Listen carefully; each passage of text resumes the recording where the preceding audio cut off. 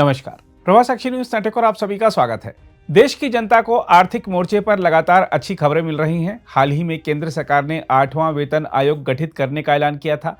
इसके अलावा पिछले सप्ताह पेश केंद्रीय बजट में आयकर दाताओं को बड़ी राहत देते हुए 12 लाख रुपए तक की सालाना आय को कर मुक्त कर देने का ऐलान किया गया। अब भारतीय रिजर्व बैंक ने आर्थिक वृद्धि को गति देने के मकसद से प्रमुख नीतिगत दर रेपो को 0.25% घटाकर 6.25% कर दिया है। हम आपको बता दें कि केंद्रीय बैंक ने लगभग 5 साल बाद रेपो दर में कटौती की है। इससे पहले मई 2020 में कोविड-19 महामारी के समय रेपो दर को 0.40% घटाकर 4% किया गया था। फिर रूस यूक्रेन युद्ध के जोखिमों से निपटने के लिए आरबीआई ने मई 2022 में दरों में बढ़ोतरी करनी शुरू की थी और यह सिलसिला फरवरी 2023 में जाकर रुका था। रेपो दर करीब 2 साल से 6.50% पर स्थिर थी। आरबीआई के गवर्नर संजय मल्होत्रा ने मौद्रिक नीति समिति यानी एमपीसी की 3 दिवसीय बैठक में लिए गए निर्णय की जानकारी देते हुए कहा कि 6 सदस्यीय समिति ने आम सहमति से रेपो दर को 0.25% घटाकर 6.25% करने का निर्णय किया है। हम आपको बता दें कि रेपो वह ब्याज दर है जिस पर वाणिज्यिक बैंक अपनी तात्कालिक जरूरतों को पूरा करने के लिए केंद्रीय बैंक से कर्ज लेते हैं। आरबीआई मुद्रास्फीति को काबू में रखने के लिए इस दर का उपयोग करता है। रेपो दर में कमी करने का मतलब है कि मकान, वाहन समेत विभिन्न कर्जों पर मासिक किस्त यानी ईएमआई में कमी आने की उम्मीद है। इसके साथ ही एमपीसी ने अपने रुख को तटस्थ बनाए रखने का निर्णय किया है। आरबीआई ने अगले वित्त वर्ष के लिए आर्थिक वृद्धि दर 6.7% रहने का अनुमान जताया है, जबकि चालू वित्त वर्ष में इसके 6.4% पर रहने के अनुमान को बरकरार रखा है। वहीं खुदरा मुद्रास्फीति अगले वित्त वर्ष में 4.2% रहने का अनुमान है, जबकि चालू वित्त वर्ष में इसके 4.8% रहने की संभावना जताई गई है। आरबीआई की मौद्रिक नीति की मुख्य बातों पर गौर करें तो वह इस प्रकार है। रेपो दर अल्पकालिक उधार दर 0.25% घटाकर 6.25% की गई। 5 साल के अंतराल के बाद पहली बार रेपो दर में कटौती की गई। पिछली कटौती मई 2020 में हुई थी। तटस्थ मौद्रिक नीति रुख जारी रहेगा। वित्त वर्ष 2025-26 के लिए सकल घरेलू उत्पाद यानी जीडीपी वृद्धि दर 6.7% रहने का अनुमान। वित्त वर्ष 2025-26 में मुद्रास्फीति घटकर 4.2% पर आने का अनुमान। चालू वर्ष में इसके 4.8% रहने की संभावना।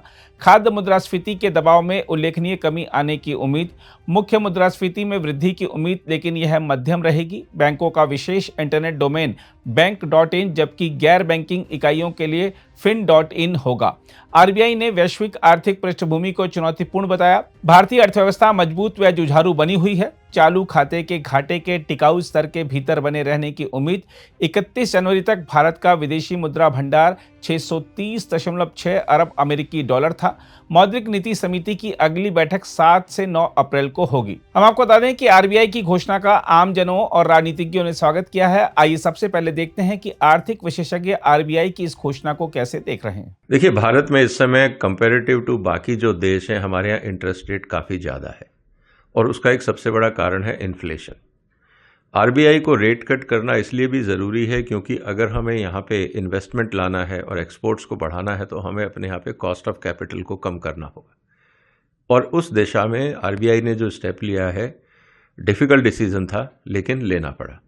तो मुझे लगता है ये इकोनॉमिक स्थिति के लिए ठीक है और आने वाले दिनों में हम देखेंगे कि इसमें जो भी हमारे यहाँ मैन्युफैक्चरिंग है, जो कॉस्ट ऑफ कैपिटल है, उन सब में इसका पॉजिटिव इफेक्ट दिखेगा। देखिए, हो सकता है क्योंकि रेट कट हुआ है तो शायद बैंक्स जो हमारे लॉन्ग टर्म लोन्स हैं या बाकी जो कंज्यूमर लोन्स हैं उसमें शायद थोड़ी रियायत दे दें, लेकिन क्योंकि 0.25 का कट है, अभी शायद हो सकता है कि जो फाइनेंशियल इंस्टीट्यूशंस हैं वो अप्रैल तक का इंतजार करें और फिर कोई बड़ा डिसीजन लें।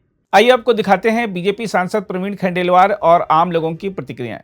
देखिए, आरबीआई ने 25 बेसिस पॉइंट रेपो रेट को कम किया है। निश्चित रूप से पूरी मार्केट पर इसका बड़ा पॉजिटिव इम्पैक्ट पड़ेगा।